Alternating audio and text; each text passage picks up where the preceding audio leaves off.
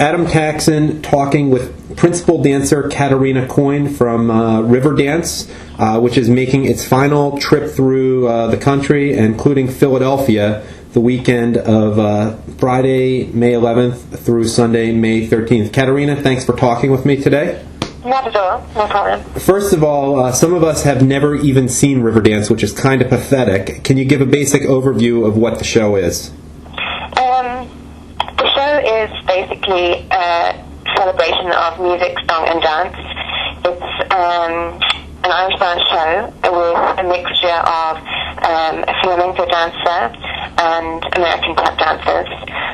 We have a live band, live music, and a choir. And it's basically, anyone that's never seen Irish dancing or doesn't know what Irish dancing is, I could maybe compare it to a cross between tap dancing and ballet. Mm-hmm. So we make a lot of noise with our shoes, but we also do some dances that are very balletic as well. And you don't move your upper bodies much, is that correct about Irish dancing, or is that not a hard and fast rule? That is the traditional way of Irish dancing, to stand very rigid and keep your hands by your side. But Riverdance kind of changed all of that, and it's modernized so much since Riverdance came on the scene, and we do use our hands in some numbers in the show, but we also, there are quite some traditional elements still with the Irish dancing in it. How long have you been with Riverdance? 8 years now. 8 years, so yeah. Coming to an end must be a big change for you and lots of the other members of the cast.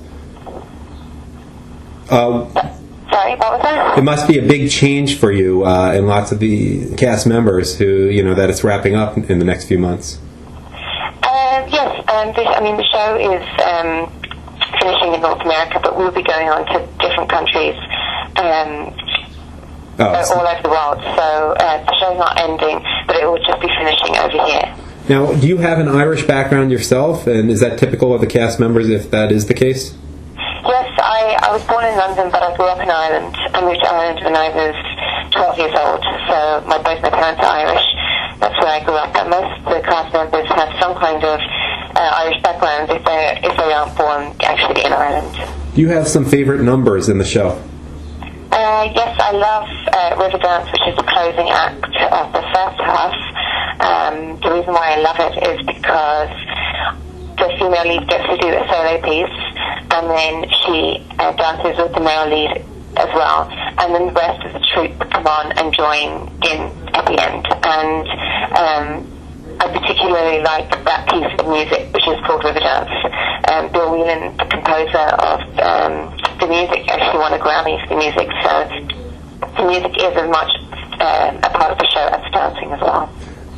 And is that similar to the audience's favorites, or are there certain parts where the audience seems to be particularly enthusiastic? Yeah, we always get a good reaction after that number.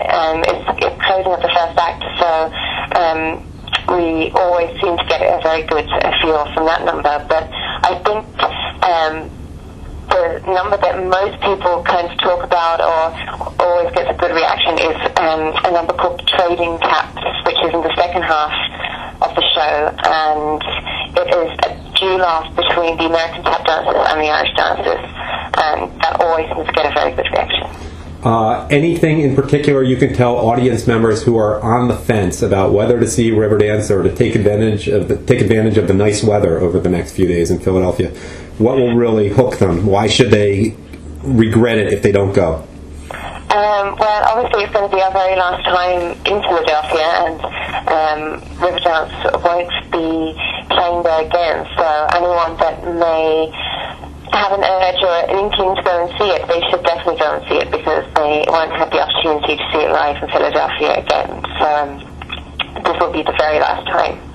Caterina Coyne, principal dancer of Riverdance, thank you for your time today.